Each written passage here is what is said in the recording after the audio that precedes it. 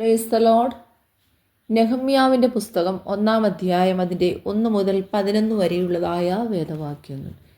ഹക്കല്യാവിൻ്റെ മകനായ നെഹമ്യാവിൻ്റെ ചരിത്രം.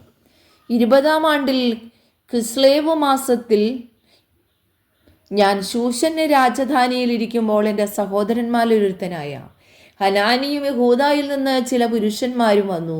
ഞാൻ അവരോട് പ്രവാസത്തിൽ നിന്ന് തെറ്റിയൊഴിഞ്ഞു പോയ യഹൂദന്മാരെക്കുറിച്ചും യെരൂശലേമിനെക്കുറിച്ചും ചോദിച്ചു. അതിനവർ എന്നോട് പ്രവാസത്തിൽ നിന്ന് തെറ്റിയൊഴിഞ്ഞു പോയ ശേഷിപ്പ് അവിടെ ആ സംസ്ഥാനത്ത് മഹാകഷ്ടത്തിലും അപമാനത്തിലും ഇരിക്കുന്നു. യെരൂശലേമിൻ്റെ മതിലിടിഞ്ഞും അതിൻ്റെ വാതിലുകൾ തീവച്ച് ചുട്ടും കിടക്കുന്നു എന്ന് പറഞ്ഞു. ഈ വർത്തമാനം കേട്ടപ്പോൾ ഞാൻ ഇരുന്നു കരഞ്ഞു.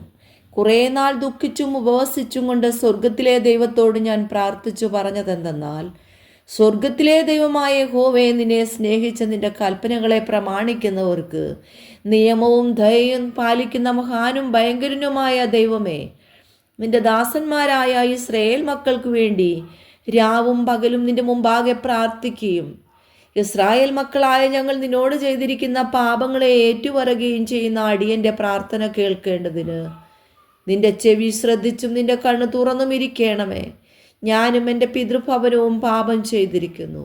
ഞങ്ങൾ നിന്നോട് ഏറ്റവും വഷളത്വമായി പ്രവർത്തിച്ചിരിക്കുന്നു. നിന്റെ ദാസനായ മോശയോട് നീ കൽപ്പിച്ച കൽപ്പനകളും ചട്ടങ്ങളും വിധികളും ഞങ്ങൾ പ്രമാണിച്ചിട്ടുമില്ല. നിങ്ങൾ ദ്രോഹം ചെയ്താൽ ഞാൻ നിങ്ങളെ ജാതികളുടെ ഇടയിൽ ചിഹ്നിച്ചു കളയും. എന്നാൽ നിങ്ങളെ എങ്കിലേക്ക് തിരിഞ്ഞ് എൻ്റെ കൽപ്പനകളെ പ്രമാണിച്ചവയെ അനുസരിച്ച് നടന്നാൽ നിങ്ങളുടെ ഭ്രഷ്ടന്മാർ ആകാശത്തിൻ്റെ അറുതി വരെയും എത്തിയിരുന്നാലും ഞാൻ അവിടെ നിന്നവരെ ശേഖരിച്ച് എൻ്റെ നാമം സ്ഥാപിപ്പാൻ ഞാൻ തിരഞ്ഞെടുത്ത സ്ഥലത്ത് കൊണ്ടുവരുമെന്ന് നിന്റെ ദാസനായ മോശയോട് നീ അരുളി ചെയ്ത വചനം ഓർക്കണമേ. അവർ നിന്റെ മഹാശക്തി കൊണ്ടും ബലമുള്ള കൈ കൊണ്ടും നീ വീണ്ടെടുത്ത നിന്റെ ദാസന്മാരും നിന്റെ ജനവുമല്ലോ.